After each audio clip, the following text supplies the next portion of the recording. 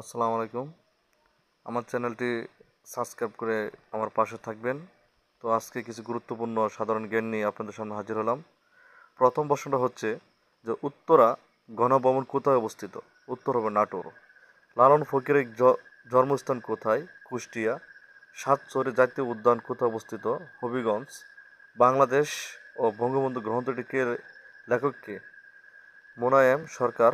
পাটের জিন বিন্যাসকে আবিষ্কার করেন? মোনায়েম সরকার। বাংলাদেশের প্রথম ইপিজেড কোথায় গড়ে উঠেছে? চট্টগ্রাম। সুলতানার স্বপ্ন কার রচনা? বেগম রোকেয়া। বাংলাদেশ প্রথম বিদ্যুৎ কেন্দ্র পাবনা বাংলাদেশের প্রথম পারমাণবিক বিদ্যুৎ কেন্দ্র পাবনা। বাংলাদেশের প্রথম কোথায় তেল ক্ষেত্র আবিষ্কৃত হয়েছে? এটা হচ্ছে হরিপুর। বাংলাদেশ ও বার্মার সীমান্ত নদী কোনটি? নাব। সিকিমের পর্বত থেকে বাংলাদেশের কোন নদীর উৎপত্তি হয়েছে? উত্তর হবে করতোয়া। ম্যানগ্রোভ কি? ম্যানগ্রোভ হচ্ছে উপকূলীয় বন। বরেন্দ্র জাদুঘর কোথায় বা কোন জেলায় অবস্থিত? রাজশাহী।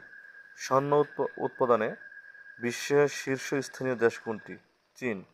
চীনে কিন্তু সবচেয়ে বেশি কী হয়? স্বর্ণ উৎপাদন করা হয়। 2019 সালে বিশ্বকাপ ক্রিকেট কোথায় অনুষ্ঠিত হয়েছিল? ইংল্যান্ডে।